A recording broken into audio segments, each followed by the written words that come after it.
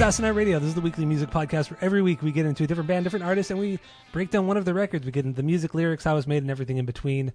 My name is Tyler. Way out there, hundreds of miles away, is Jeff. While you're listening, go to Spotify, Apple Podcasts, give us 5 stars. If you're watching on YouTube, smash that subscribe button. That's all I have for the boring intro. We're in Lost episode season right now. We started with plus 44 last week, and we're just doing episodes that no longer exist on the podcast that we deleted years ago, because we've been doing this podcast for almost 9 years now, or over 9 years now. So yeah, we're just revisiting some old stuff that we haven't done in a long, long time. And this week we're doing Motörhead. We're doing Ace of Spades. What are you making this face for? What are you doing? What are you doing? All boring stuff. I don't care. All boring stuff. I don't care. But yeah, we're doing Ace of Spades by Motörhead, and we thought it would be appropriate if we started the episode out with some Jack and Cokes, Lemmy's favorite drink. Lemmy's favorite drink. You're really not gonna. You're upset right now. I could tell. I don't fucking want to do it, but I will start it. And there's your shot, that, dude. Okay, yeah. I got a little bottle right here. If you look, that's a big bottle, dude. You can drink the whole thing. It's like the size of my face. No, that's like 3 shots in there. No, there's like 5-6 shots in here. You can drink the whole thing. No, I'm gonna only have one drink, one Jack and Coke, and then beers after. But the label on this, they didn't quite paste it on correctly, so it's not on straight. But it's a plastic bottle. But I forgot to bring like something to mix it, so I'll just use my finger. But luckily, what are you, Dave? Fucking luckily, my our friend in the pod, Sloan, he always has on hand shitty fucking whiskey, including Jack, because he thinks Jack and Cokes are delicious. Jack and Cokes are good, man. They're good. No, they're not. They're fucking terrible. But yeah, we don't actually have Cokes. I only have Diet Coke. So I Diet Pepsi, you mean? Diet Pepsi. There's a difference. There's a difference. I didn't bring a shot glass, so I'm just gonna free pour this. Hope for the best. Damn, bro.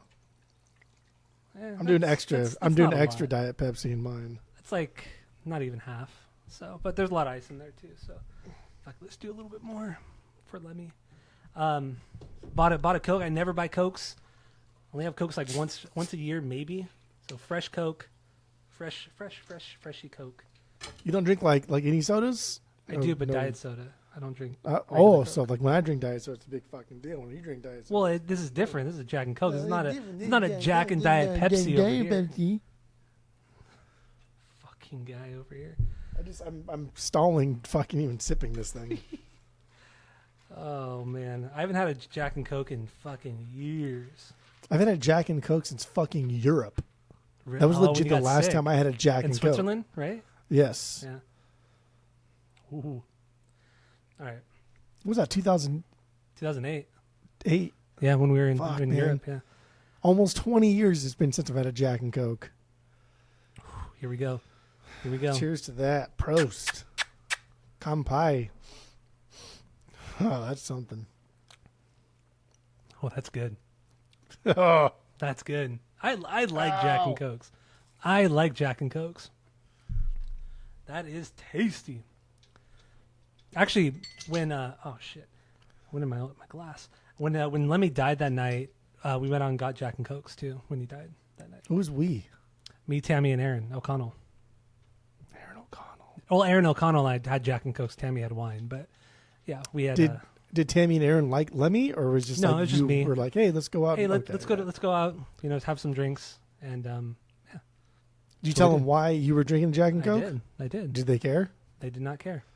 But Erin participated. She's a sport. She's a good sport. She participated and had one with me. Had a couple with me. She was like, yeah, I'm sorry your uncle died. Sure. Yeah. Jack and Coke here. Like your pet rabbit. That's sad. Yeah, for sure. Honestly, this could be a little stronger. This is good. This is tasty. Something. All right. So let's get into this. Let's get into Motörhead. Let's get into Ace of Spades. The album Ace of Spades. We're gonna talk about the lyrics, music lyrics, how it was made, and everything in between. And let's get into our origin story and then first impressions on this one. So what do you got? Origin story, Motörhead, go. I guess it's a tier thing. My first introduction to Motörhead is in the movie Airheads. You ever seen Airheads? I love Airheads. Fucking Airheads, Fantastic Airheads one of my faves. But anyway, in the movie, I won't get into the plot or whatever. But there's a part in there where they're trying to determine whether or not I think it's Harold Ramis is a cop, and they're asking him questions, and one of the questions they ask is like, who would win in a fight, Lemmy or God? And Harold Ramis says Lemmy, and then Steve Buscemi was like, wrong answer, and he's like, no wait, God. He says, nope, Lemmy is God, and then shuts the door. And like I quoted that for many, many years, but I never listened to Motörhead. And then like fast forward until when Ace of Spades dropped on Guitar Hero, and like, oh, that's a cool fucking song. But mostly because like you don't really hear the singing that much because you're focused on the guitar work and everything.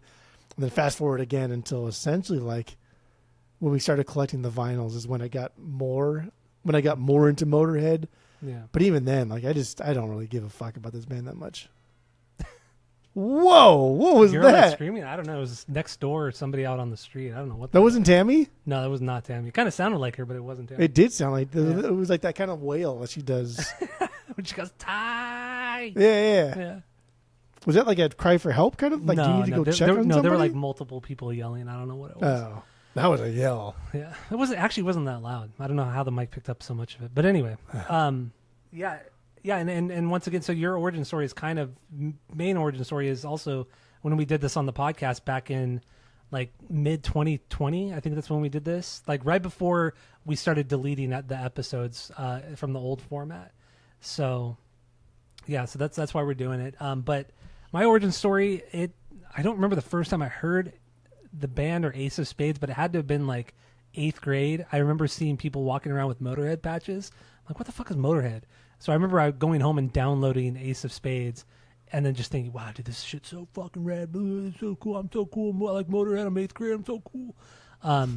But I only ever listened to Ace of Spades, the album Ace of Spades and Overkill. Those are the only two albums I ever heard up until like maybe the early or late 2000s when I started listening to older records and then new records as they started to come out. I think that's why I liked Aftershock so much, because it was one of those records that came out. I was actively listening, like seeking out new Motörhead. So yeah, I don't know. That's my origin story. Is like 8th grade, seeing somebody's patch and then loading them on Napster or whatever I was using in 8th grade.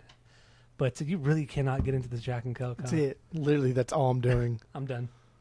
You're like I'm not doing. You're like the Vince McMahon. The Vince McMahon, the meme. No. Actually, speaking of Vince McMahon too, that was Motörhead did Triple H's theme song for many years, and but that was in the time when like Triple H was kind of like a cuck, and like, he infiltrated DX, and like I still don't like Triple H. I still don't like Triple H. I don't like Triple H when he was still doing like the D-Generation X thing with X-Pac and everybody else. I just never trusted Triple H, so I didn't like his theme song. I think Motörhead didn't even write that song too; they just performed it. That I don't know. Yeah, I don't know.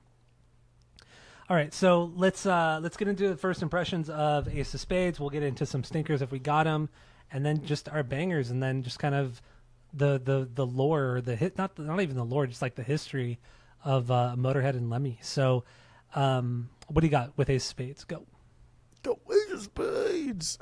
First impressions when we did them the first time, and when we did them this time. This band is not that great. They're not. They did a specific sound at a specific time that meant something, and they only did that sound for the rest of their career. And that's fine. That's okay. That's not going to put them in 3 out of 3 territory, but that's not going to drop them below a 1.75 territory. But somewhere in between is where Motörhead lies. And I think the music to Motörhead is like, it's fine. But what makes Motörhead such like a legendary act, right, is everything else. Is their lifestyle, their look, their attitude, their personalities, their polite. Lemmy's politeness, like everything about Motörhead is so much bigger than their fucking pretty mediocre music. Like straight up, dude. Like I don't have any bangers from this. But like I was pulling teeth trying to get just like 5 bangers. You have no bangers. I don't have any stinkers from this. Okay. But I was pulling teeth trying to just even get 5 bangers from this album. Okay. All right. That's wrong, but okay. Yeah, my first impressions. This is not a metal record. Like everybody thinks Motörhead's a fucking metal band. They're hardcore. They're all this and that. But no, like we mentioned on the Rakings episode, they're a rock and roll band. Lemmy has said time and time again that they're just a rock and roll band, and they just have a lot of distortion on their records. They play a little bit faster, but they're just a rock and roll band. And then when you go into their music and this record too, with that mindset, you hear it and you completely get it. You understand. Yeah, these are rock and roll songs. Like, they're not thrash songs. They're not punk songs. They're rock and roll. And just with Lemmy's fucking overly distorted bass. And he's a great bass player too. He's a great fucking musician. He's a great songwriter. Yeah, some of these songs bleed into each other, but that's fucking Motörhead. Like we talked about on the ratings episode, this band is formulaic, and that's fine. That's totally, totally fine. They found what they're good at, and they just did it their entire 40-year career. They would never have achieved like legendary status just on their music alone. No fucking way. I agree. There's just absolutely no way. And they had to do the extracurriculars. Yeah, and they really did. I mean, they were one of the most gnarly bands outside of their record, outside of their music, just fighting each other, fighting other people when needed. Well, Lemmy didn't fight people, but like Filthy Phil, he fucking was fighting people all the time. Like, after they recorded this record, they were so drunk and fucked up that he broke his hand when he punched somebody in the face, broke his hand, like a neighbor of his. And then another time, right before the Ace of Spades music video, they filmed it, he broke his neck because he dared like one of his friends to like power lift him above his head, and he did, and he dropped Phil on his head. Phil broke his neck. And it's just crazy shit like that. And yeah, that's the fucking band. That's their history. But then you listen to Lemmy talk, and you hear every single person talk about Lemmy. They just say how he's the sweetest man ever. He's just so great. He's so kind, and he'd do anything for anybody. He'll play on your record. He'll sing on your record. He'll come up on stage with you. Won't charge you. Like, just shit like that. Just the sweetest man ever. And then you hear the stories of him just like trashing hotel rooms and just doing shit like that, and just not giving a fuck. He doesn't give a fuck about anything. Which, like, do it, right? Like, we trashed hotel rooms and we're not rock stars. We're drunk in Vegas. Dude, Mike was sitting in the wall. Remember when Mike jumped into the fucking wall? That was Palm and Springs, right? That was Vegas. Was it Vegas? It was Vegas. We're jumping on the beds back to back, and then, but like we're like Bam Margera, like put our legs against the wall and like jumping off of the wall. But then he broke the drywall and was sitting in the wall, and then we had to take the picture frame off of the other wall and like move the picture frame over the hole. And we thought for sure we didn't get charged, but like we did shit to room, and we're not even rock stars. So I get like. I get the need for young people, young men, to get drunk and just be destructive. But again, like I because we're a music pod, not like a extracurricular pod, I have to just keep saying that Motörhead's music is so fucking generic. It's so just. But it's not it's not generic like Kiss. Kiss is just generic blues rock. There's certainly something different about Motörhead outside of Lemmy's vocals too. The songs themselves are pretty fucking. They're unique in themselves too. It's just I think you're just so burnt out on everything else because we listened to 23 fucking Motörhead records in a week and a half. So I think some of what you're attributing this to is burnout. Kind of, but there's nobody that sounds like Motörhead. I'm not the because like nobody wants to sound like Motörhead. People like if you're in a band, the natural instinct for you is to progress to something different. You don't want to be the same, 3 records deep, let alone 23 records deep. You don't want to sound the same. Most people that are like in the art realm don't want to do that. They want to do something different. Motörhead didn't want to do anything different. And I think that's why people like Lemmy is because I think, and just from the 2 docs that I watched and then some interviews that I've seen and then reading things. So just like basically 1 week of knowing Lemmy, it seems like if everything just ended and Motörhead ceased to exist, Lemmy would still be the same person. He would still do what he liked to do because he wasn't like flashy. Like he collected stuff and the money he made from Motörhead helped him collect cooler stuff, but he's just kind of a dork. Oh, he's kind of a nerd. Yeah. He's a nerd. Yeah. Like the documentary, that Lemmy documentary we both watched, the one from 2010. 49% motherfucker, 51% son of a bitch. Yeah, it was pretty much just everybody, like all the rock stars coming out and saying how much they love Lemmy and how great of a person he is. And then just interviews of him and his son in Lemmy's apartment in Hollywood. which is like right down the street from the Rainbow Room. And yeah, dude, it's like a 2-bedroom apartment, and it's just a fucking hoarder's house of just stuff. And then he has the Nazi room. That shit was what it was like it was more of a knife room. Just all these knives that he he's had collected. so many fucking all knives on that one wall. Yeah. Just all those knives and daggers up on that wall. It was crazy. But then all the Nazi memorabilia too. And he's like, I'm not a fucking Nazi. I just think they have really cool uniforms, and that's why I wear them, and that's why I collect them. He's like, if the Israeli army had really cool stuff like this, I'd wear that shit too. But they don't. The Nazis had cool stuff. And it's just like, I remember like as a kid, because I knew Motörhead. I didn't know Motörhead. I knew Lemmy. I like if 7-year-old me saw his face. It's so weird to think like how much younger. I think of like my kids now, and if I show them a picture of like somebody famous, we're like, I don't know who that is.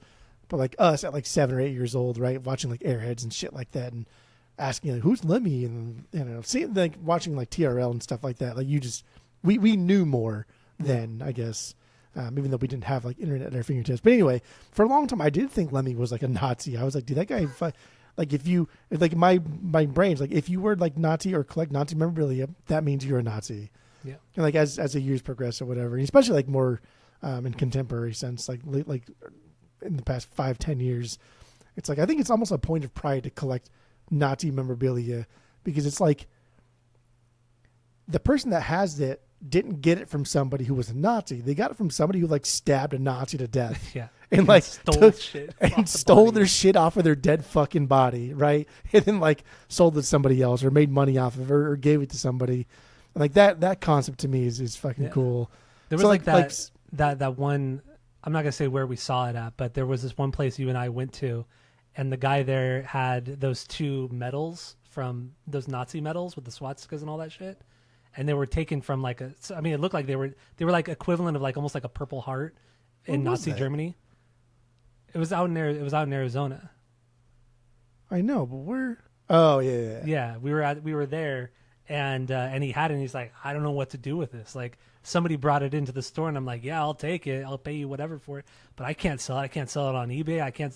Gets taken down immediately. I don't know how to do it. And it's true. Like, it will get taken down immediately because we try and suppress that so much. But like, really, it's like this was taken off of a dead Nazi soldier by like a non-Nazi soldier who probably killed that Nazi soldier. So, but that guy in particular, I think, I don't know. Maybe there's a little Nazi in him because he's kind of a right-wing nut.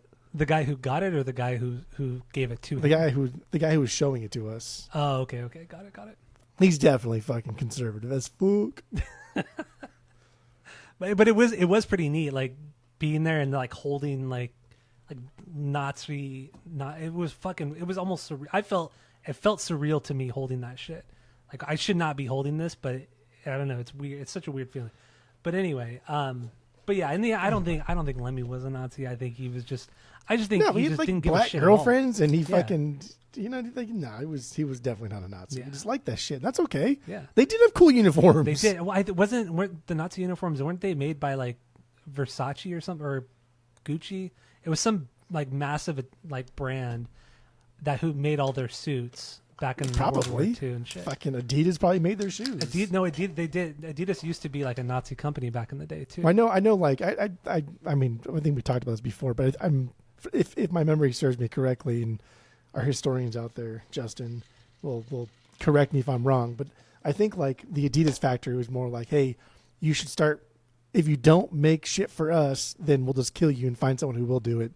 And so that's why Adidas didn't make Nazi shit. Okay. That's what I think happened. Possibly. I could be totally wrong, but I'm pretty sure that's what happened. Possibly. But anyway, the actual uniforms, they were created by like some high-end fashion designer. Versace, Prada, Gucci, I don't remember which one it was. Versace. One of those brands. But anyway. It's not a Nazi podcast. That's not what we're talking about. This gets us flagged so fucking fast. Especially right now, dude. We've said the word so many times. Especially now. We're a history podcast. Well, technically, we are kind of a history podcast. We're about to be history after this episode, for sure. All right, so let's get back to the album, the band. The album Ace of Spades. I don't have any stinkers either. I have 8 bangers.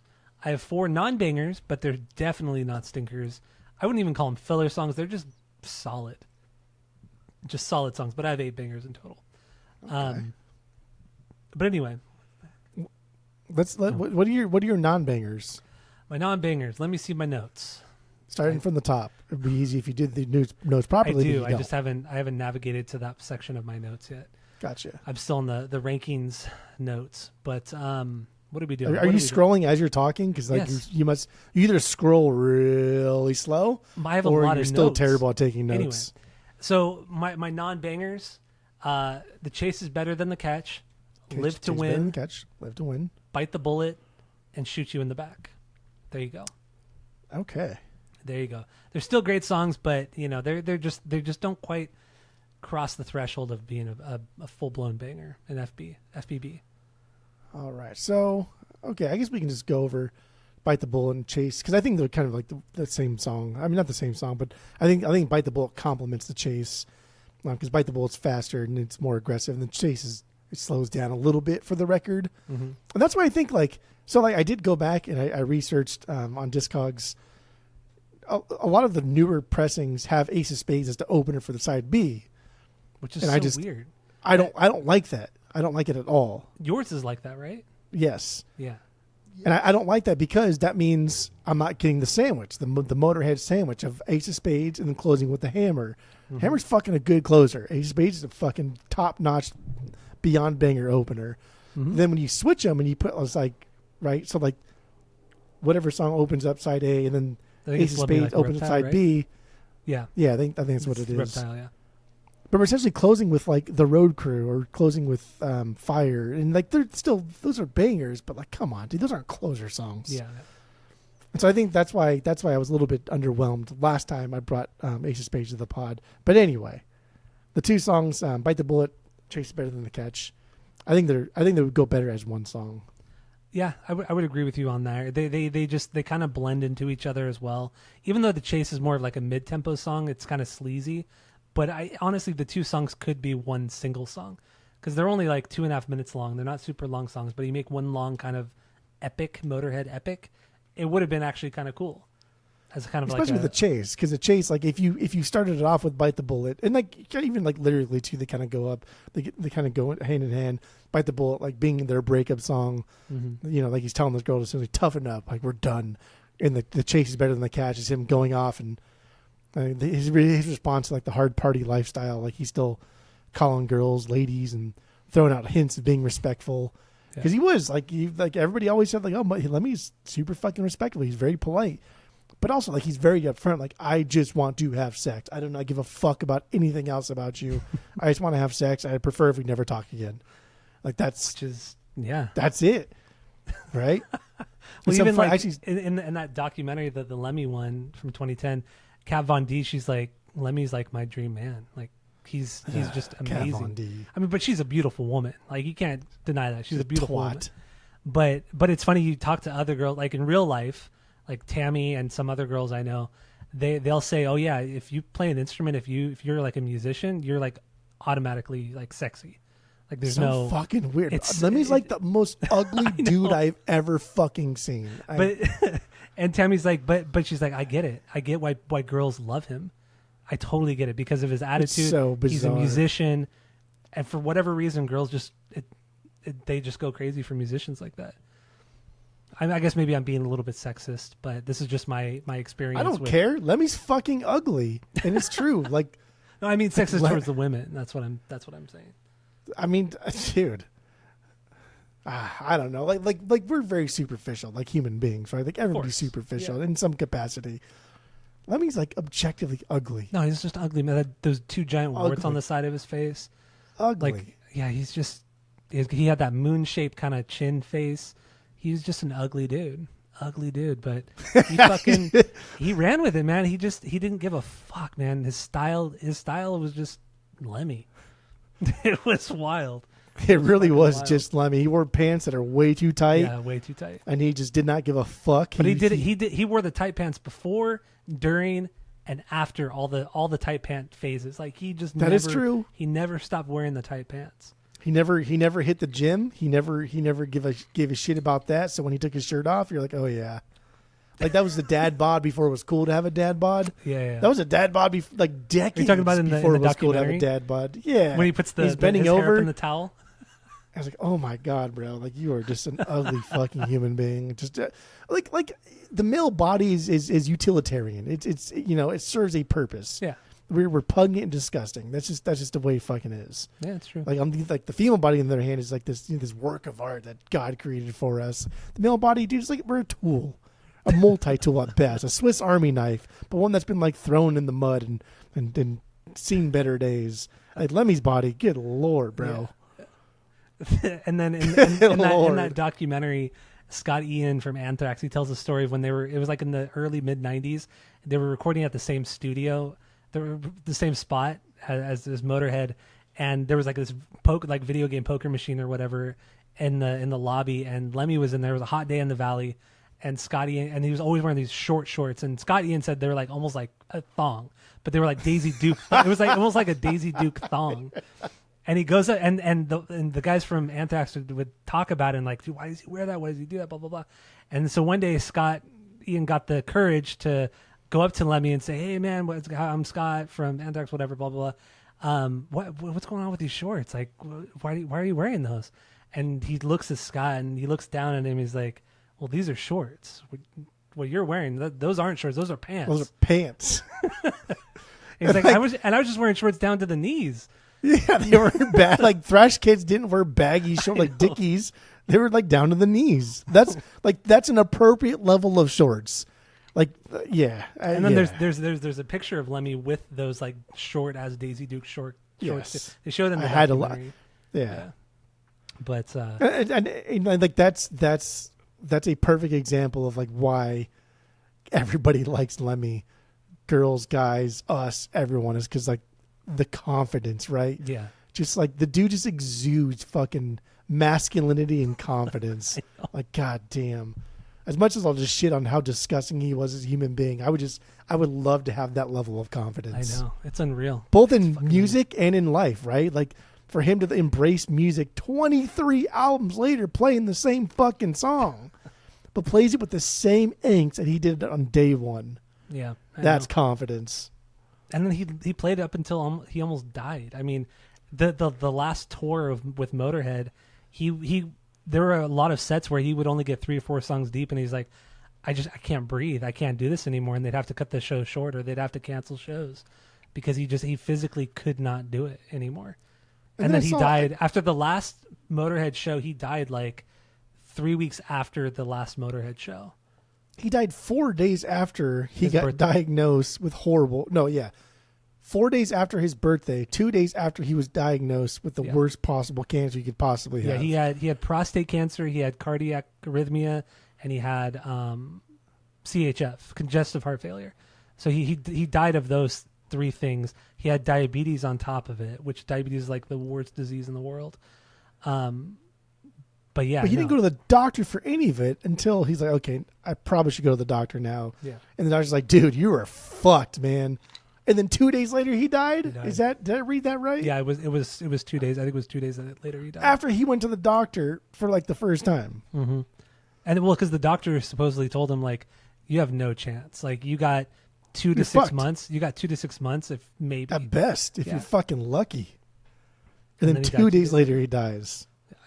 Just fucking give up, man. I mean, that's like, I mean, it's super sad to like, and it's very morbid or whatever, but that's, dude, the sandwich, man, the Motörhead sandwich, right? The dude grew up rough and tumble.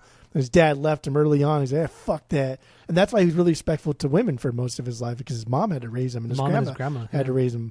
And then like the book end to that is like, hey, you have 6 months to live. All right, I'm going to go home and die tonight. You know what I mean? Like, that's crazy. Pretty much. Fucking hell. Wild. Yeah, I honestly, remember seeing like pictures too of him at his birthday, because his birthday was on Christmas Day, and then he died like on the 29th of December of 2015, I think it was. Yeah, and then 4 days after. 4 days later. But I remember seeing pictures of him because he went on his birthday on Christmas night. He went to the Rainbow Room for his birthday because it was a big celebration or whatever. And dude, you look at the pictures of him from that night, he looks like he's already dead. Like, he looks bad. like so gaunt and just he looks like he's probably 80 pounds. He looks bad. Ugh.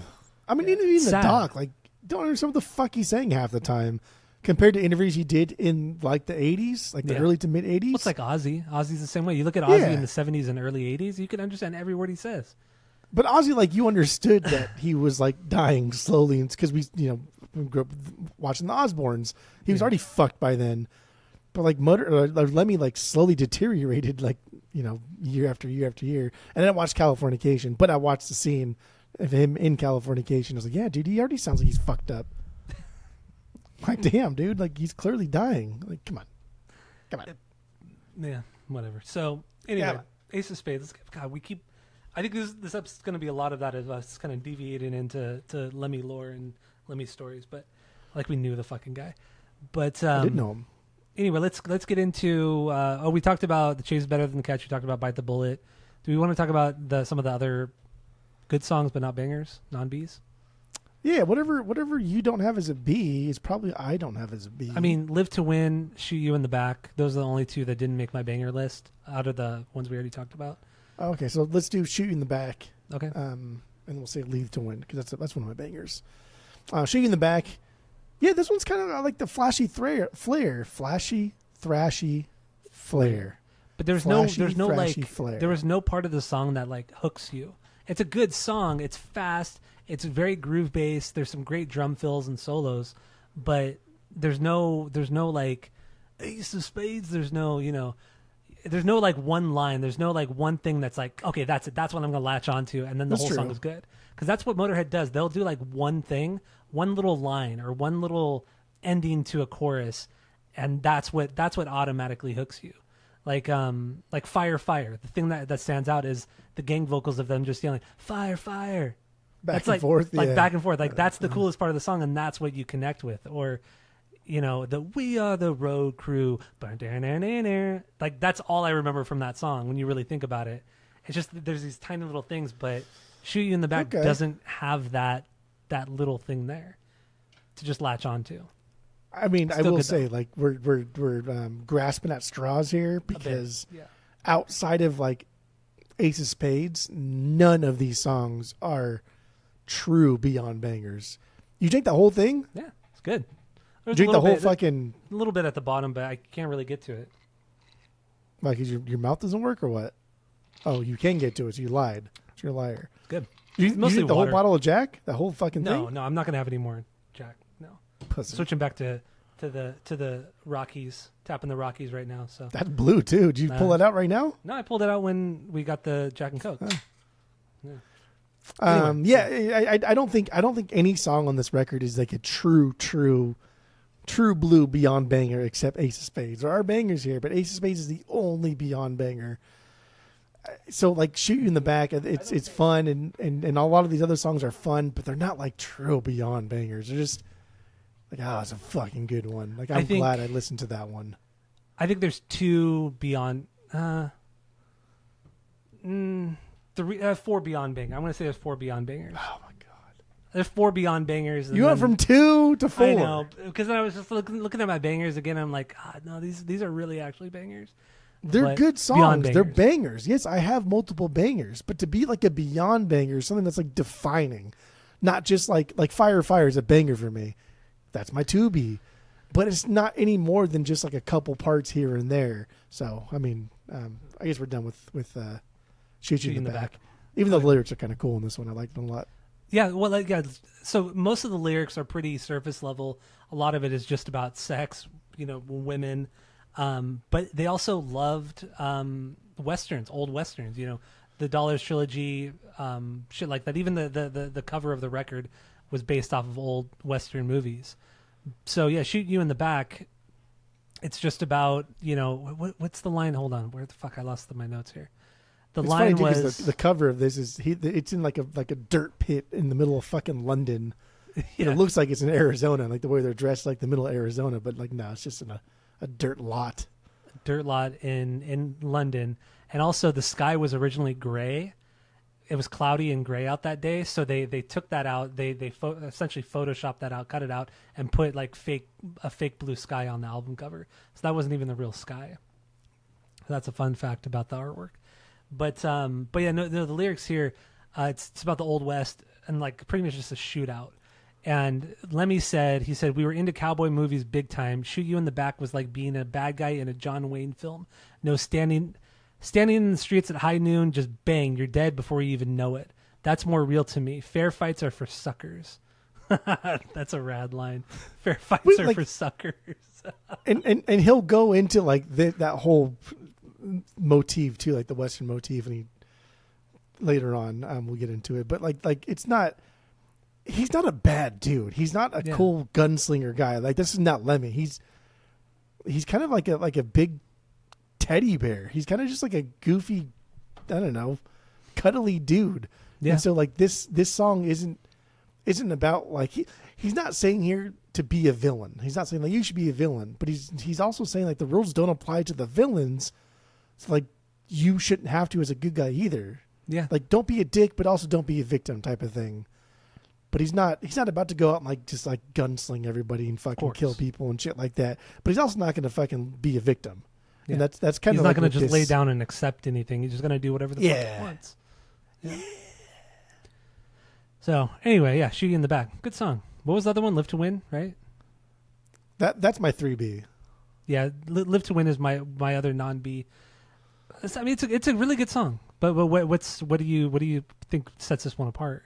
This one's interesting. I thought you would like this one more because it's got like the punker flair to it, right? It does. It's very punker. The little note that's like half a step down from like the main chug, some palm mutes, like that little thing, that fucking Favorite House Atlantic thing going on, like just punker through and through, and it's pretty fast. It's always going forward. There's no real frills. There's no tricks here. A couple solos. It's got some cool rock and roll parts to it. It's just a good fucking banger. Like, damn, it is a good song. But once again, of a song. This is just an example of there's not just one little thing that hooks you, not one line, not a little fill or solo or anything that really hits you. That's the only reason why it's not a banger for me. But it's still a great song. There are songs that have a good little hook to it or a good little part to it that I fucking hate, that I despise, that I think are stinkers. But I'm just talking about on this record though. I'm not talking about other. I'm just talking about specifically this record. If you hear Just a Small Town Girl, well, you already know what fucking song that is, right? I'm not talking about is that Journey. a banger? I'm not talking about Journey. That hooked you? Did that not hook you? It does hook me, but I'm not talking about... That's a banger of a song. That's a beyond banger of a song. Within the context of this record, Ace of Spades. So you think Journey's a beyond banger of a band because they have I don't like Journey, and I don't like Journey. But that song like had a little part that hooked you. It hooked you so good. But clearly you're not listening to me, but that's okay. That's fun too. So is that song a banger or not? What song? Live to Win? No, Don't Stop Believing. To some people it is. I don't like the song, but... What the fuck to some people? What? Not to all people. What are you running for fucking government? Or are you trying to get like elected or some shit? What the fuck kind of answer was that? No. To some people. Good I'm not one of those people. I'm not one of those people. Own. But they have a little part that hooks you. The music is good. You're still fucking not listening. Guy. You're still not listening. Would you say he's just stupid sometimes? You're fucking trying to get elected here. I don't know who your demographic you're trying to preach to is, but it ain't here. All right. Anyway, Live to Win. This is about living life to the fullest and just fuck the people that try to bring you down. That's really what this song is. It's a cute song. This is like the most cute song on the record. It was actually pretty inspirational. Something a little bit more like optimistic and encouraging, albeit written from a superficial level because that's what Lemmy does. But that's fine. That's okay. I mean, just don't let the man keep you down. Prevent you from being happy. It's cute. Later records. I mean, we didn't dive obviously too deep into the lyrics on later records, but yeah, some of their later records there's more like, not political stuff, but societal stuff that he talks about in his lyrics and things like that that are deeper, I should say. But on this record, yeah, everything's pretty surface level. But anyway, Live to Win. Good song. Great song. I like it. Not a banger. I like it. I like it. So let's get into the bangers then. Let's get into our 1Bs, our number one banger. Ace of Spades, baby. I mean, obviously, that's their best song. That's like their signature song. And I really tried to pick a song that wasn't this. I was like, all right, there's got to be a song that like could define this band better than Ace of Spades. And there really wasn't. And it's not because like Ace of Spades is so fucking great. This is the best song that God's ever given mankind. It's just like this song like perfectly represents this band in every way, shape, and form. Like down, like that bass tone, right? Yeah. Low, aggressive, distorted fucking bass. That lead part, that's what we know as Motörhead. Like those ding ding ding ding ding ding. The kind of like freight training sounding like lead part. Even when they get into the quieter parts here, it's still like a freight train kind of sound. Because he's he's palm muting it forward. Fast Eddie's like palm muting it a little. He's playing the same riff, but he's muting it just a little bit. And yeah, man, it's so good. Well, the whole song, I mean, just like the first 15 seconds of the song, Lemmy, it's just him on the bass, the main bass line, and then you get Phil come in and go da, da, da, da, da, da, which is that fucking drum roll, and then bam bam bam bam bam bam bam bam. It's just Fast Eddie coming in with that sick ass fucking riff, like it comes in so hot, so fast, so aggressive, and then Lemmy's vocals are just it's so unique. Nobody sounds like Lemmy at all, but yeah, I mean, the song's incredible. Lemmy definitely has like the kind of like Primus curse, right? Like Motörhead kind of has the Primus curse to where nobody sounds like Motörhead because like it's like they've already cornered that market, and if anybody does sound like Motörhead, it's like, well, like you're just trying to be Motörhead. Like same with Primus, right? Like nobody can do it anymore. You cornered that market. Like what you did was so fucking bad. But like you made it your own. You made it so unique. You made it so endearing. You made it so cutesy. Because a lot of people that like come into the store, and because I told a lot of people that went to Primus, like, oh, how was Primus? And then I was like, oh, it's good. Like, do you like Primus? Like, no, I fucking hate that band. I was like, really? Like, why do you hate him? Because I fucking hate his vocals. I think it's too weird. So okay, I get it. Like it is kind of quirky and weird and not conventional. So I get why people don't like Primus and why people don't like Motörhead. But yeah. Nobody can do this because they've already cornered that market like instantaneously. And Ace of Spades really cemented that you can never ever use this sound. Everybody like trademarking without trademarking. It's true.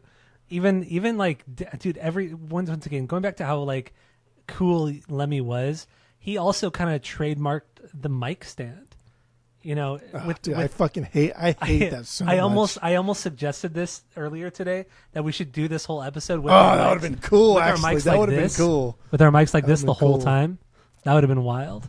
But yeah, Lemmy's known for having the mic way above his head, but pointed straight down to his mouth, and that's how he would sing. That's very Lemmy.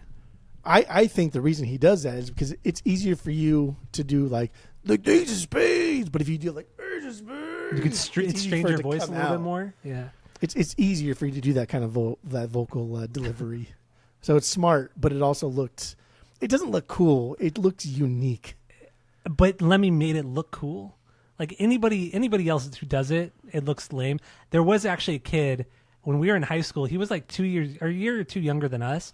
Do you remember the punk band Media Blitz in high school? Ooh, names sound pretty damn familiar.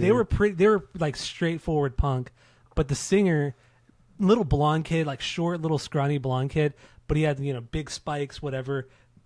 And he actually died of heroin. He died of a heroin dose like at 19, like right after he graduated high school. Because my sister knew him, because they were in the same. Yeah, so he must have been 2 years younger than me. So because my sister knew him, but yeah, he died of like heroin, like straight out of high school. But anyway. In the band, I remember seeing them play at our high school, like at lunchtime, and also Creative Impulse, the concert every year. And he did the Lemmy thing. I remember his jean vest on the back was a giant Motörhead thing on the back of his vest. And I remember he sang with the mic just like this, just like Lemmy, just like completely vertical. That's and he would cool. just like That's sing cute. up like that. And he was like fucking 15 or 16-year-old kid, It's inspirational. That's cute. Yeah. That was sick. That was like 2002, 2001, maybe. I don't know. It's cool. And then he died, so that was cool. And then, yeah, my sister told me that. He died. He died. Good talk. But anyway, 0-2. Let's get back to Ace of Spades. This is just their fucking. This is their magnum opus. There's nothing better than this song for them. Lyrically, I mean, it's not that deep. It's just about gambling. That's really what it is. You win some, you lose some. It's the Ace of Spades. Yeah, it's just he likes to gamble. He's been gambling since he was a kid, and he says that he's always said that, or he always said that he doesn't have any good like winning story, like gambling winning stories. He's just lost so much money. He has no good gambling stories. They're all bad stories, which most gamblers will tell you that. I guess two things. Going back earlier to one of the songs we talked about, there was a quote that I read from him. What the fuck was it? Oh, it's for the chase is better than the chase is better than the catch. A couple of quotes that I thought matched with that. One was he said the face is better than the snatch. Supposedly he said this. There's a lot of lore on Lemmy, right? There's a fucking ton of lore. The face is better than the snatch. That's fucking wild. Because the chase is better than the catch. Yeah, the face is better than the snatch. I just thought that was so aggressive. It's such a good line. It's so funny. And it's so dirty. It is. And the other one too was because we talked about Lemmy's like this Casanova, this peak male body. But he said, I never went to bed with an ugly woman, but I've woken up with quite a few.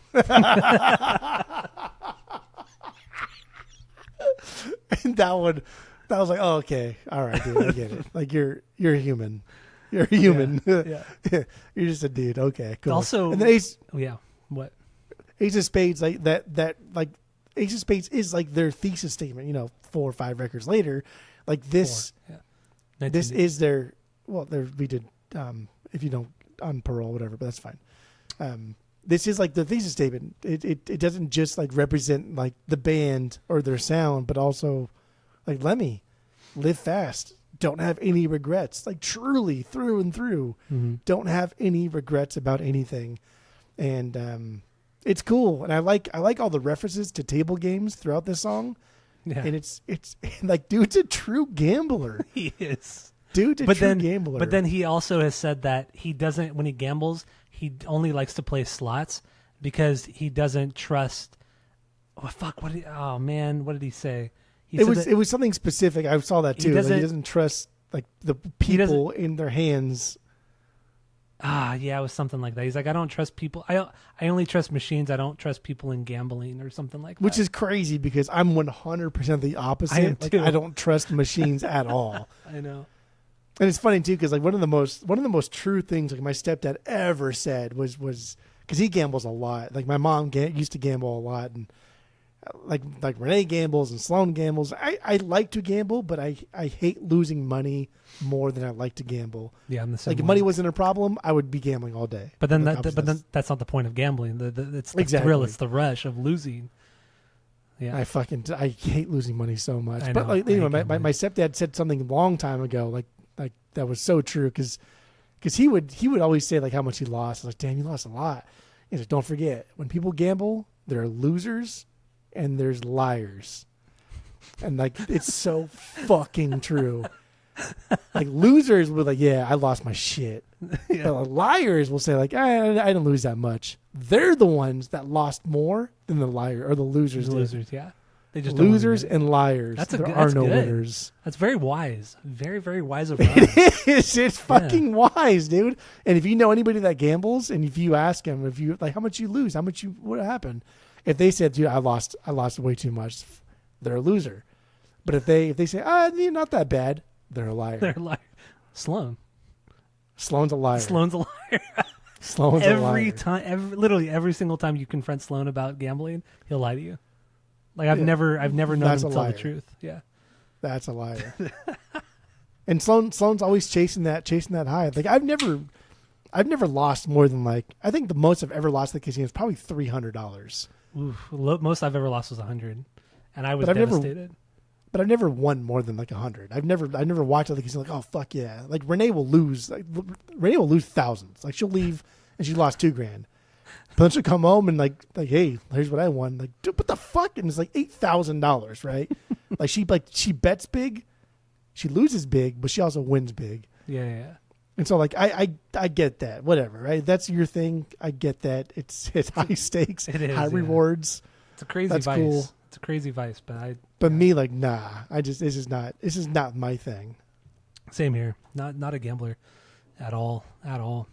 Plus, I like the machines. I like playing the little blackjack machines at the bar. Cause I do. Yeah, I know. Doing the blackjack machines are fun. I love doing that. You sit at the bar, You tip the guy $20. He gives you like he just gets to you right away. You put $10 in the feeds you. machine, yeah, and you just watch fucking TV. You just bet a hand like every 30 seconds, every minute. Dude, video blackjack at a bar is great. It's fucking great. Even though video blackjack, you can't split, you can't double down, you can't do True. anything that would normally help even the odds. But even then, like with a good table and like knowing like the basic strategy of blackjack, and with the max bet at a really really high max bet, you can make the odds kind of like, I think it's like 48-52, obviously in the house's favor, but that's as close to 50% as you're going to get. but see, the reason why I think the video blackjack at a bar is better because you're paying for some of the drinks, but because you're doing the tip, you're putting some money down to play the game, but you're never playing high stakes. You're just watching TV, you're watching a game, whatever it is, but you're being fed free drinks. So after like the fourth drink, it's all free, baby. Just free fucking drinks, and you're still having fun. You still have that little bit of thrill of the gambling. You're watching the game, whatever's on TV, and it's a good time, man. It's the best of everything. That's really going to come into like what's going to come into play there is you have to tip your bartender. Yeah. Because if you're not tipping, he's not coming back. Yeah. Like they work off tips, right? And if you're only betting 50 cents, he sees you and he's like, fuck this guy, 50-cent bets. He's a cheap fuck. But if you're tipping good, he'll come back for sure. And that's what we did. When we went to Vegas all those times, we'd sit at a slot machine and I don't remember if we tipped. I don't think we tipped that great. We tipped something. When you and I first started doing the overnights, we wouldn't tip at all. Oh. Because what we would do is, do you remember this? When the first like 2 or 3 times you and I went, we would split off, right? We would split off. And say, oh, my friend's in the bathroom. Can I get 2? Can I get 2? But we would also pretend to play the slot machines. So what we would do is we'd walk into a casino. We'd see where all the waitresses are. We go near the nearest waitress, pretend like we're playing the machine. We would each pretend like we're playing a different machine. She would get our drinks. We'd still pretend to play. We get the drinks, and we just fucking bolt to the next casino. By the time we got to the next casino, we had finished our drink. We're ready for another one. And it was rinse and repeat pretty much down almost the entire strip of Vegas. So times 15, times 20. I think we never paid for anything. What helped was we sat close to where they came out and when they went into the back. Yeah, we did that. The back area. And so it's like they have to pass us. And it's like, fuck it. These kids are dumb. Like, they're not going to tip me. Who gives a shit? I'll give them a beer, right? Like that kind of concept. And also, like, we were young. Yeah, we were like 21. We're not like grown ass men like now. Like if we did it now, right? We're like older now. I'm like, oh fuck you guys, like you cheap fuck. But like we're 21, we're barely wet on the fucking ears out here. We're still like cute and youthful and boisterous and fun. Yeah. So like I think we definitely got away with a lot more then than we could now. Yeah, I think you're right. Fun times though. But so with Ace of Spades, do we have anything else with this song? No. All right. So what's your 2B? Second banger. It's our only perfect song. Okay, debatable. But what's Fire. What's your Fire? Let's do this. Fire, it's my 3B. 3B. What do you got? So one of my favorite quotes. I don't know if it was in the doc or I think it was in the doc when somebody asked him like, "Hey, like, what do you think about Prince? You like Prince? You want to see Prince?" And, it was the doc. And Lemmy without even like hesitating, without even like thinking about it, without even like setting himself up, without even looking at who said it, he was like, "Nah, I've already seen Jimi Hendrix." And I was like, oh my God, dude, that's so fucking true. Like, holy shit. Yeah. Not to like diminish Prince because he's a fucking phenomenal guitarist. But that's what he was doing. He was that's what he was doing. Because he knows the aesthetic. He fucking the way he played, with like the sexuality, like Prince is like Jimi Hendrix. But Prince is also like how pretentious and how much of a douchebag he was the complete opposite of Lemmy. And that's why Lemmy made that kind of comment, knowing that Prince is such a fucking prickhead. That's why he made that comment. He's like, no, I've already seen Jimi Hendrix. That's why Lemmy was a roadie for Hendrix. He was, yeah. Like Hendrix was like one Scored of the biggest blow, inspirations all kinds of shit. Yeah. So like the whole going back to the Nazi thing, like there's no way Lemmy could be a Nazi because he loved fucking Hendrix. Like he idolized Hendrix. He thought Hendrix was God. And so that was really fun. But anyway, Fire. This clearly like just off the cuff, clearly like an homage to Hendrix, right? We start off with Foxy. It's called Fire. Like the way the song plays out is very Hendrix like. Very, very. But this is this is a banger of a fucking song on the level of like Ace of Spades kind of level of a banger. The back and forth in the fire, like you mentioned. Fire. God damn, it's so stupid. It's Yeah. like they don't do that very often because it's so cheesy and dumb, but it works here.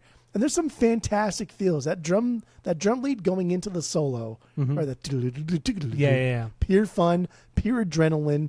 Like zero momentum gets lost. And sometimes when you get into like a drum fill that goes into a solo, you kind of like slow down a little bit, and the solo hits you and gets right back into it. Mm-hmm. Not here. Not here. No, it's Like just the drum fill is part of the guitar solo. It helps it. And I like that we can get. I like. Okay, so like this song is when I realized that like we can get single note guitar leads because Lemmy plays so many chords, right? Like power chords, open chords, doesn't matter. Nothing ever feels empty, and so we're just getting the ding, ding, ding. We have a lot of like empty space being taken up by just Lemmy making a lot of fucking noise, and especially with that distorted bass too. I mean, it almost sounds like a guitar. And in the doc too, in that Lemmy doc, Slash was saying like he's not your normal bass player. Like he doesn't play like a bass player. Two, he doesn't play like a guitar player either. It's like this weird hybrid of things where he mostly just plays chords and doesn't play just like single notes.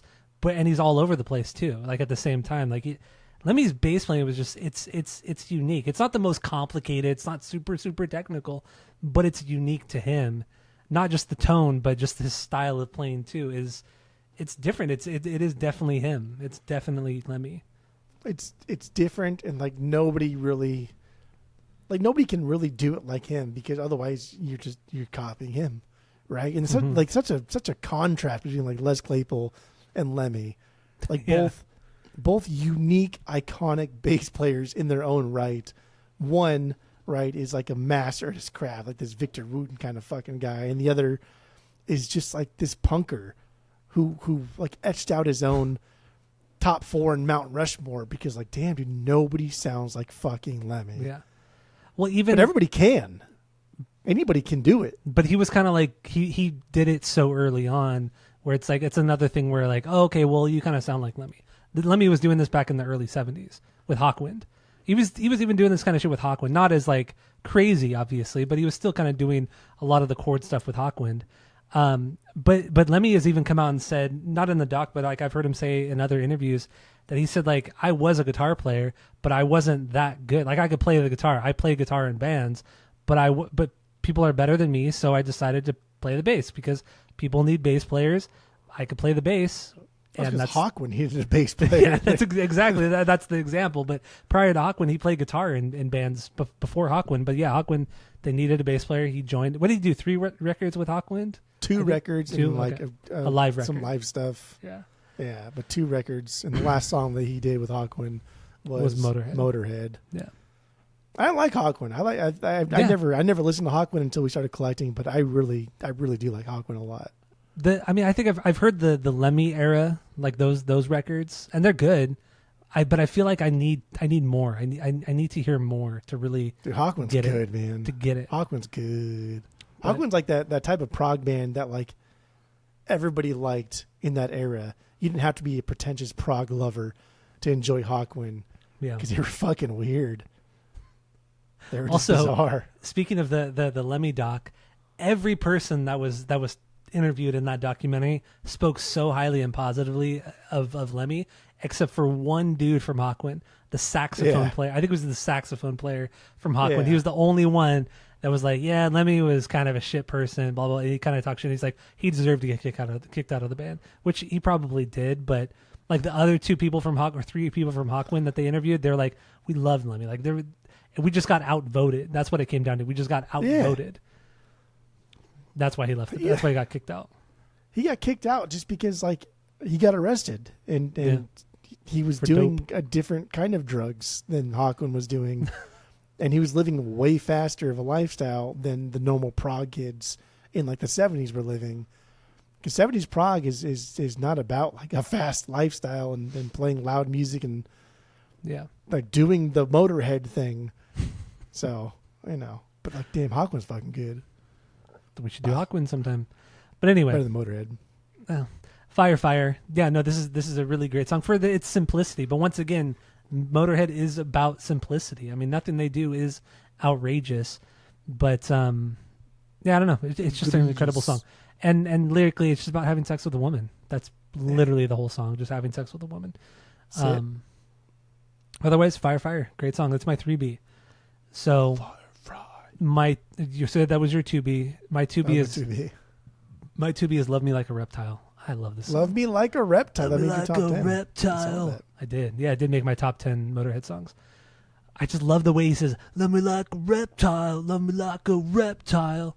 It's so nasty. It's just fucking This nasty. song is wild, dude. Like, first of all, I really dig that lead riff. The riff is so like, good. Like Fast Eddie solos are fucking solid. Like, not crazy wanky, but just good, like wholesome fun. And like the overall theme of this song, "Love Me Like a Reptile," right? Like the innuendos. Also, I wonder if like he knew at the time, like eels aren't reptiles, dude. You know, like I could. I didn't even think about that, but yeah, you would think an eel is a reptile, but eels are not reptiles. They're not reptiles. No, I don't know what fucking phylum they're under, but they are 100% not reptiles. But it's funny because like the tongues, right, and like the reptile tongues come out for licking and sticking. All they're good for reptile tongues. So it's a good like sexual innuendo driven song. Yeah. But it's still metal, right? It's not like cheesy like Poison was. It's not cheesy like hair metal was. Yeah. It's not like over the top. It's pretty for its time. It's still aggressive. It's pretty graphic. It's aggressive. It's pretty graphic. Because I mean, yeah, when you throw it up against the big hair metal bands of the mid to late 80s, like you said, Poison. They had like pretty overtly sexual lyrics, but nothing like this. Like, he's pretty much just saying, like, I see you across the room. You're fucking beautiful. I want to lick you up. I want to do this. I want to do that to you. Like, I want to, like, he's pretty explicit. But no, it's cool, man. It's cool. But yeah, the chorus, super fucking catchy. Love me like a reptile. I mean, that's literally just all he says. Love me like a reptile. The riff, like you said too, super fucking great fucking riff. And the snake rattle. They do it on a few songs on this record. I forgot what it's an actual percussive instrument, but it just sounds like a rattlesnake. It's kind of like a rattlesnake. And it's so fucking cheesy. It's so cheesy, but I love it. Love it. So, Love Me Like a Reptile is my number 3, or my number 2. What do you got for number 3? We already did my number 3 because it's already blacked out red. What was it? Because we talked about Ace of Spades. Oh, I think it was Live to Win. Live to Win. Yeah, okay. Number 3. Yeah. So my 3 was Fire. My 4. Let's get into your 4 then. What's your 4? I gotta hold on there, dude. I gotta black you out have bad notes, or so red that's out. fine. I don't have bad notes. It just takes me a long time. Well, clearly, it just takes me a long time. That's well, it shouldn't take you. Idiot. Number 4 is Fast and Loose. It just takes me a long time. That's so dumb. Idiot. So Fast and Loose. This is one of the songs where it has just that one little hook, just where he says fast and loose. I can't even try to sing it like him, but yeah, this is one of the songs. What? Oh, on your end? No, I don't hear the dogs. This song was in a lot of episodes of Walking Dead. I never watched it. I did not know that until this week, and then I watched the clips of the episodes that it was in. I was like, oh shit, I do remember that part. And I do remember that song, and I do remember thinking, that sounds pretty fucking cool. But I never put 2 and 2 together. So that was cool. How can you not?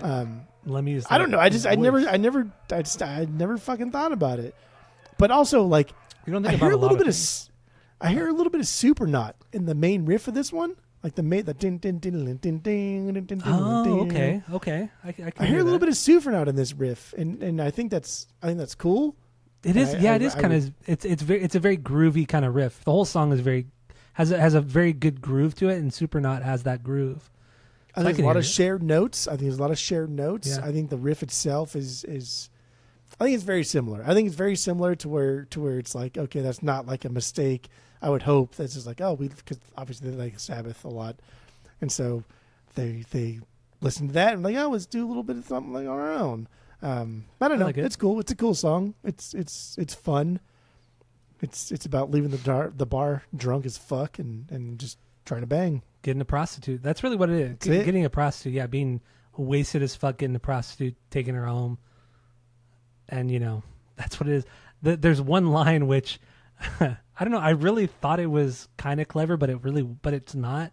The line is just get yourself some original sin, because the song is from the perspective of a prostitute, I feel, and her saying get yourself some original sin. I think that's just like, it's such a cool line. Get yourself some original sin. I don't know. Why don't you invite me in? Get yourself some original sin. I like it. So like on the surface, right? Get yourself some original sin. If you just took that out of context and that one line, like that, to me sounds like get yourself a virgin, someone who's never done anything before. Get yourself some original sin. Original sin would be prostitution.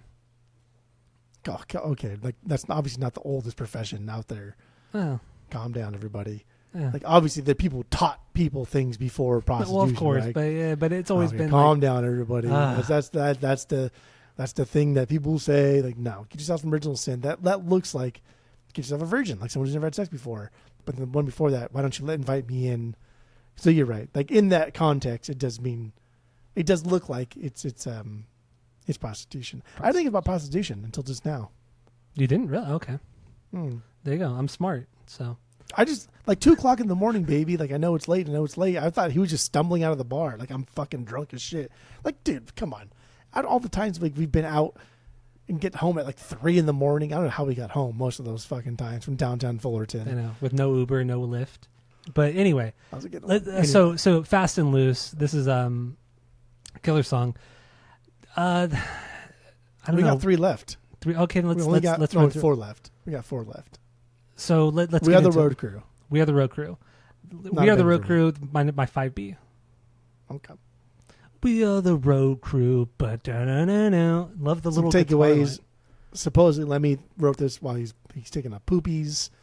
I did see. I thought this was kind of funny. Yeah. On one of the Reddit things I was reading about this song, I saw a UK person say this, and I laughed really, really hard.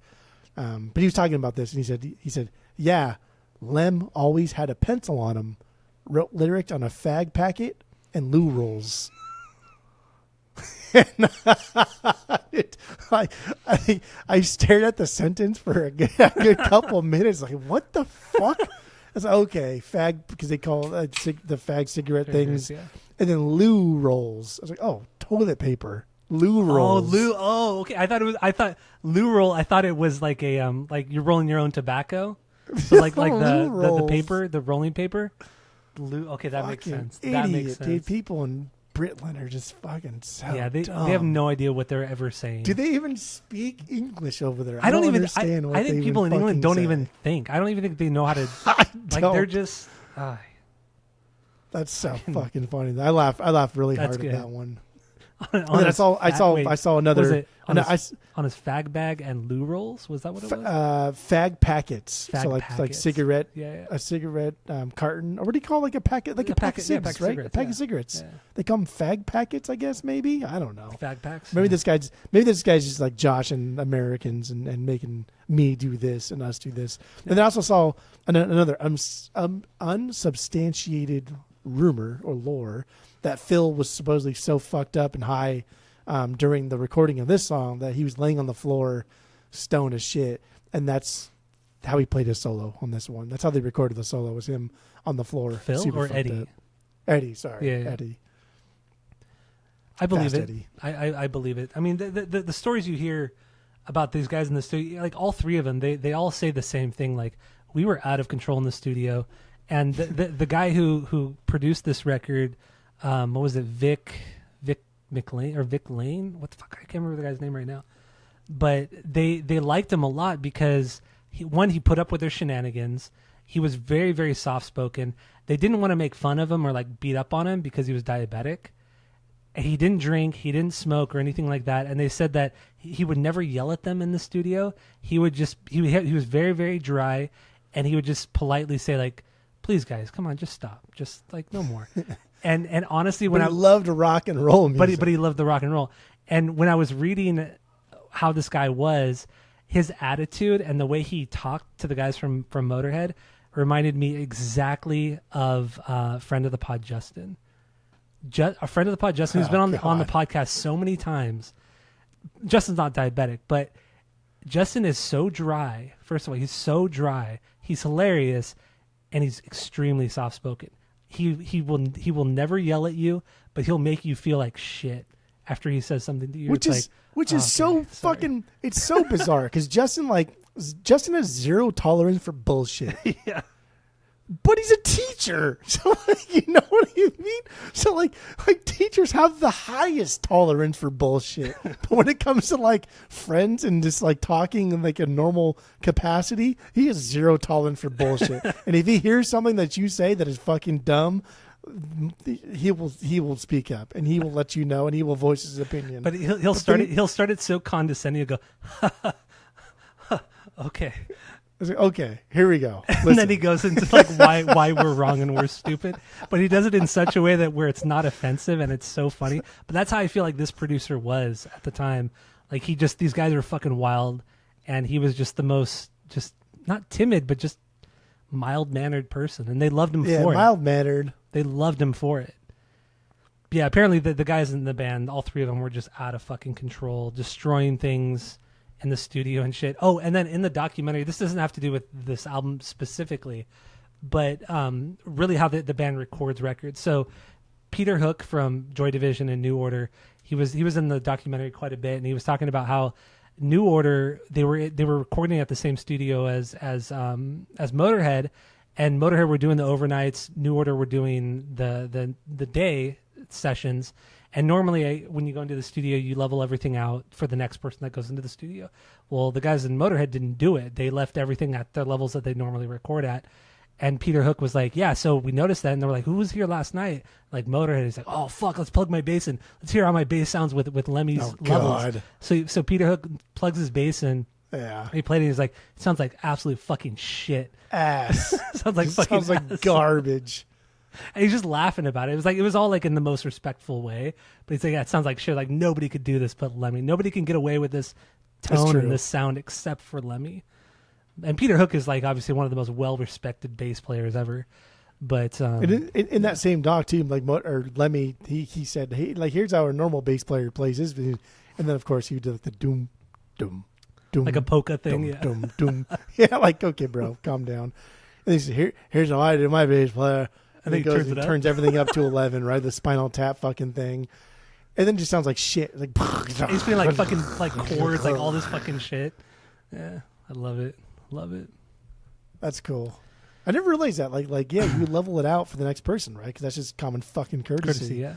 But I almost think like it would be more fun to leave it for the next band. I would. Then, I get, but then you're paying for studio time. People. But like the next band comes in, and, oh, like this is like a fanboy thing, right? Like, oh, this is cool. Like I want to see how the band before me has their bass set up or their guitar rig set up or like where they put the mics or whatever it is. Like that's cool. But then I get like people are very, very cautious of how they record things and who sees it. Yeah, like Van Gelder, one of the big names in like jazz stuff. He used to put or like the company would put sheets in the windows. So like nobody could see how they set their like equals or their EQs and stuff like that.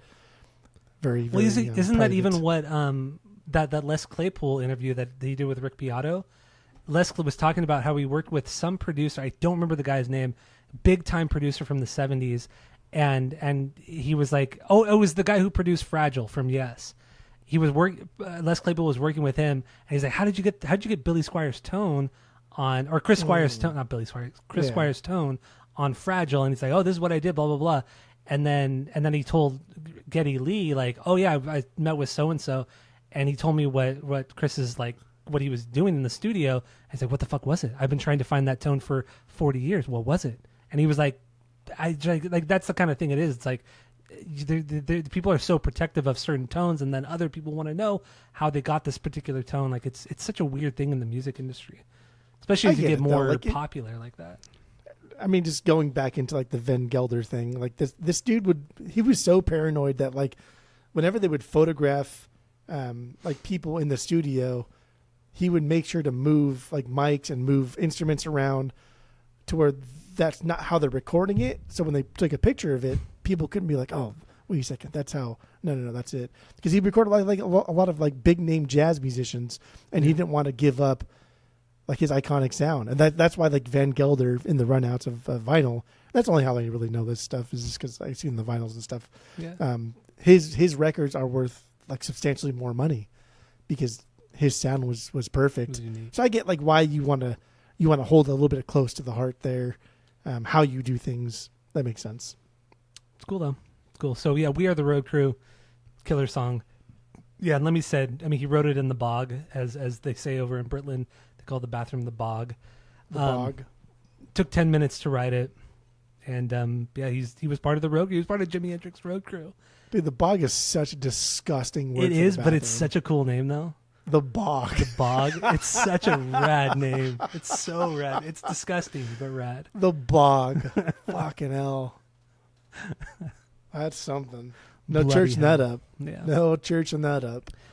All right, so let's. What else we got? We got Jailbait. We got Dance. Jailbait, Dance, and the closer. And the Close the Hammer. Yeah. So let's do Jailbait. I like this song a lot. This is my 4B. Jailbait, baby. It's so sleazy. It's fucking sleazy. I mean, this is and the lyrics are sleaziest nasty. song they've done through and through. Yeah. And like whatever. This is classic Motörhead. It's a solid fucking song. It makes you laugh, right? Yeah. And then I kind of like thought I was like, like I've not heard the word jailbait since we were like of age to like be middle using school. that word. No, I never Or used the word earlier. jailbait in middle school. The only reason, okay, do you remember once a month? Why would you use listen the to word me. jailbait in middle school? Listen to me. You were jailbait. I mean, technically, yes, we were. But remember every month MTV would come out with like an MTV original movie, and they would show it like on like a Sunday night at 10 p.m. or whatever. Remember that shit back when we were growing up? Or no, you're drinking your beer, but that's fine. Anyway, they used to do, you're not answering me. You're just ignoring me. But that's fine. I was in the middle of a fucking sip. Do you remember this? Not really. Okay. Well, so MTV used to do this for a couple years. Every like Sunday night, they had an MTV original movie once a month, and one of the movies was called Jailbait. And the movie was about a girl who was like 16, and she fell in love with like he was like a prison inmate or something like that. And that's what the movie was about. And the movie was called Jailbait. How old was the prison inmate? I think he was like late 20s or some shit like that. So it was clearly something that was inappropriate. Okay. And like this is where this kind of thing comes from. But that was the first time I heard of Jailbait. And I remember hearing that and thinking, what the fuck is that? And then looking it up, on old school fucking Yahoo search engine and thinking, okay, this is something a little bit wild, but yeah. But like this, okay, hold on there, dude. So like there's a big difference, and that's why I looked it up this week, just because we were doing research and stuff. Lemmy was like 35, right? At some point, like you phase out, much like in crime and anything else that you do that is kind of like deviant in societal norms. You phase out. Yeah. When Lemmy's 35 and he's thinking about Jailbait. Well, he's not 35 when this record came out, was he? Yeah, he was like 35. No, he wasn't. Really? No. He was like 35, 34 to 36. So 35 in the middle. Yeah, he was like 35. And so when and again, like we were young at some point, and when before we could drink, like it's weird to say, but it was kind of acceptable when we were 18 or 19 to talk about like Jailbait when we're going to Disneyland and like, oh, she looks pretty young. We were also very young, we were right? very young. Yeah. So like a 16-year-old hooking up with a 19-year-old is a lot fucking different than a 17 hooking up with a 35-year-old. Totally. These different. are different fucking things.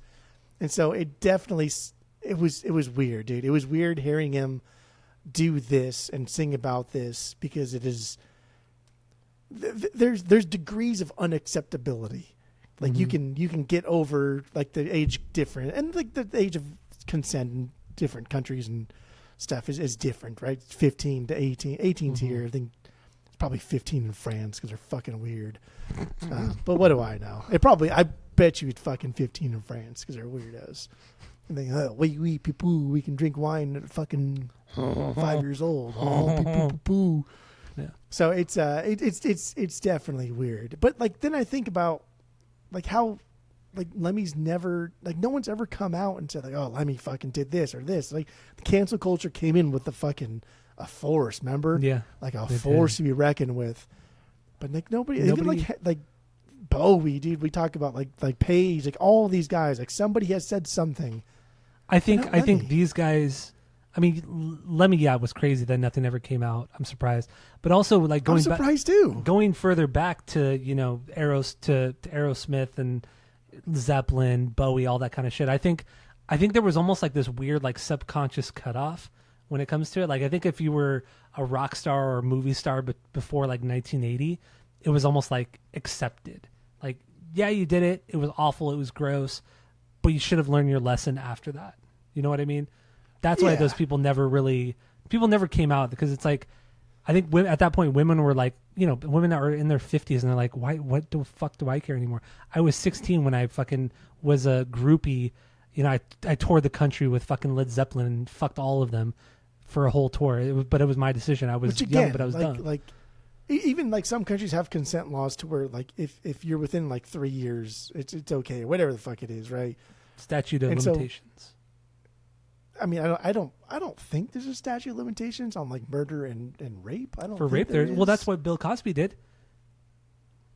because most of his rapes happened because I think the statute of limitations here in the United States is 20 years. I think, but I think it's 20 years from when like the evidence is presented, and now there's a case being opened. It's not like when the actual thing happened, right? No, I think it's when it actually happened. That's why Bill Cosby.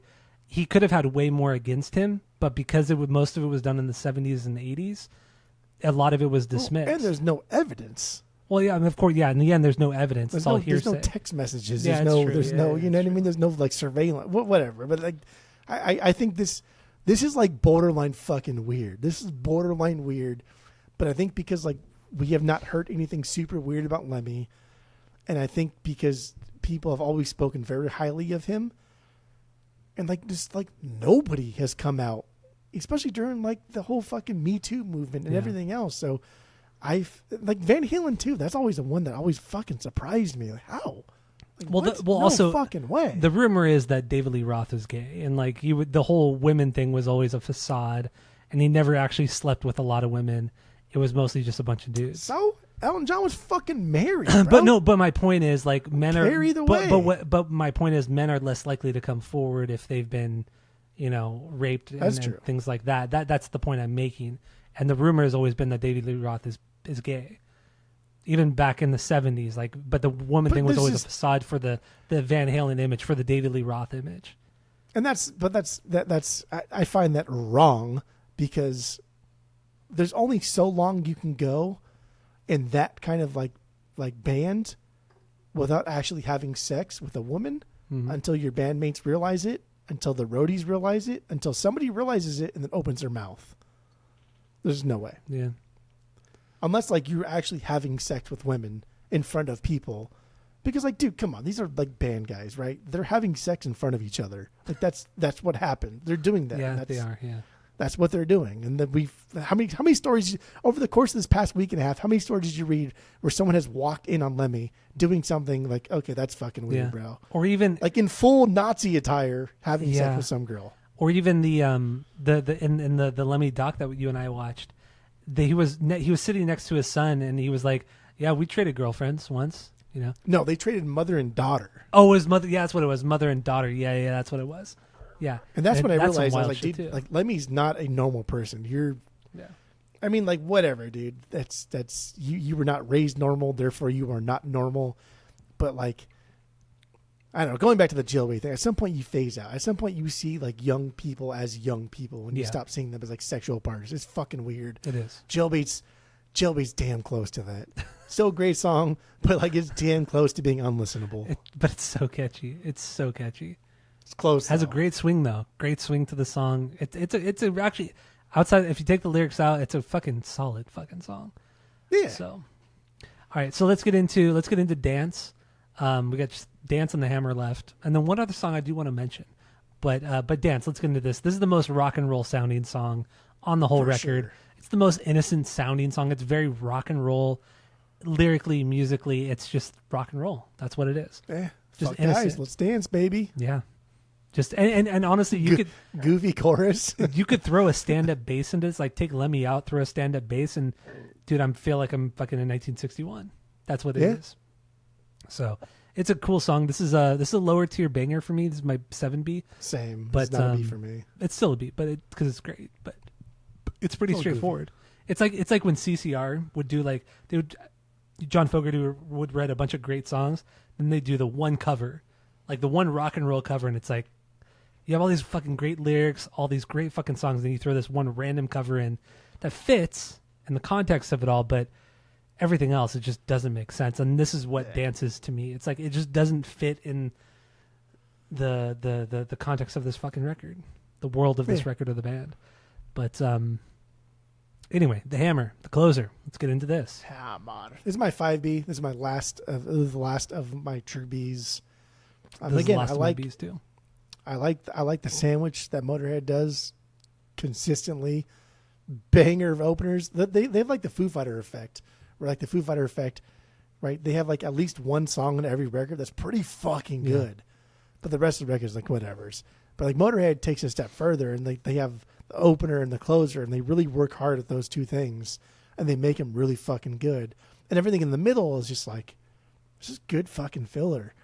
And this is no exception. This is a perfect end to a sandwich. Like bangers to open, bangers to close. There's nothing inherently different about this song, but it checks all of the boxes of what you want to hear out of a Motörhead song, and it just kind of like gets back into like the intensity of Ace of Spades, right? Because we've already slowed down with Chases the Case and even whatever the fuck that song even is. like the riff in the hammer is kind of similar to Ace of Spades, like Yeah. da, da, ba, ba, ba, ba. It's like it doesn't have as it's like ba ba ba ba ba ba ba ba ba ba ba ba. It's just missing. It's like one or two notes off from Ace of Spades, but it's like the same tempo. It's the same kind of style.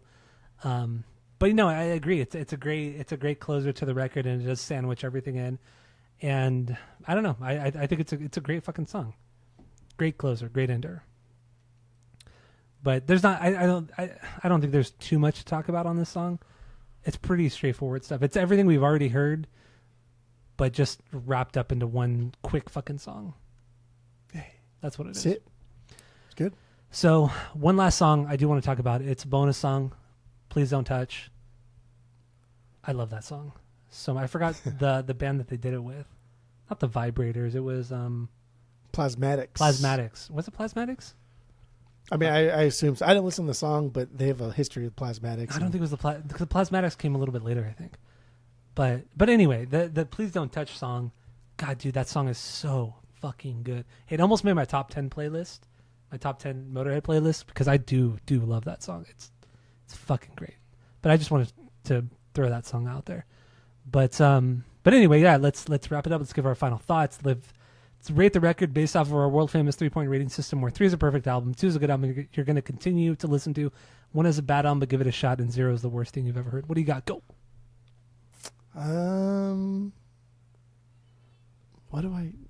Who's yelling over there? Tammy's yelling. What do I say? You're not going to like a lot of this, but this music's not that great. It's just not that great. It's fun, but like fun's a 2 out of 3, right? That's what fun is. Mm-hmm. And that's okay. I think Motörhead's music pretty much is like a 2 out of 3. I don't think there's anything much to it. There's like lyrically there's not much to it. Musically there's not much to it. Like vocally, goddamn, his voice is terrible. But it's but he's money, always right? but he's always in key. He's always in time. He's not. It's abrasive, but it's not. I mean, always in key and always in time. I can go to a fucking bar and hear any schmuck doing karaoke and do those exact same two things. And he writes catchy songs. Kind of, not always though. Aye. For the most All part, right, he does not okay. write catchy songs. I'm throwing Yeah, you I don't off. know. Yeah. Like Motörhead's lore, everything about Motörhead minus their music is a 3 out of 3. Like their lore transcends their music tenfold. Like people are inspired by Motörhead without ever having listened to Motörhead, but their music is just not great, man. It's just fucking boring most of the time. Sometimes it's great, but most of the time it's fucking boring.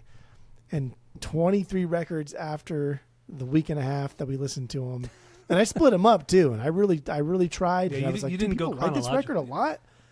lot? I went through records, and I was like, people like this record a lot because I ranked it low. Let me go back and listen to this again. Even today, I went through like 4 of them, and I was like, no, dude, this is just kind of dumb. So whatever. I give Ace of Spades a 2 out of 3. I don't think it deserves any more than that. I really don't. I don't think their music is that great. I think we love Motörhead because of Lemmy, and I think like secondary, it's the lore, but it's Lemmy. We like Lemmy.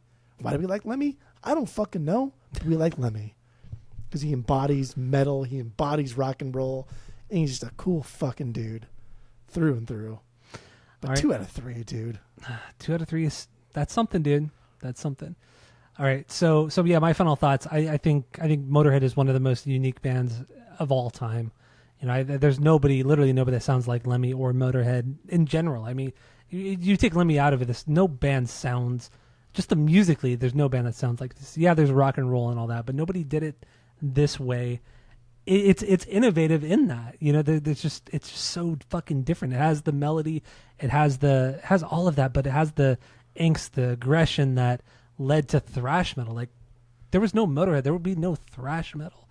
Like, Motörhead has inspired, outside of like Black Sabbath, Zeppelin, you know, the Beatles, Beach Boys, you know, some of those big fucking 60s and early 70s bands, Motörhead is like one of the most influential bands of all time. They really are. I truly believe that, because there would be no thrash metal, there would be no proper heavy metal. Like, this is the true progression between Sabbath metal into the British hardcore metal of, you know, Judas Priest, Maiden, shit like that. This is the transition band. Like, we talk about like the band Death from Detroit, the punk band Death. Like, they were the transition from like MC5 to what we know punk is, the 1977 punk, the Ramones, Sex Pistols, Clash. Death is like that transition. Not often talked about, kind of forgotten about. Motörhead is kind of that transition between the two metal eras, the two metal and rock eras. That's what Motörhead is. I think what they did for music is so important, and just, goddamn, so many bands have been inspired. What I think of this record, I think it's truly incredible. I don't think it's a perfect record, because it's not a perfect record. There are some, not every song is a beyond banger or banger, but it's all so much fun. 23 records in, I had fun almost the entire fucking time. And this record is one of those, like, the highlight of the whole thing. Everything said and done, I'll give this a 2.5 out of 3. 2.5 out of 3. I think what it did for music is a 3 out of 3, hands down. Objectively, 3 out of 3. No doubt about it. I don't know. Whatever. But me personally, I think it's a 2.5. I don't think it's just... This was a fucking slog to get through this shit. It wasn't, though.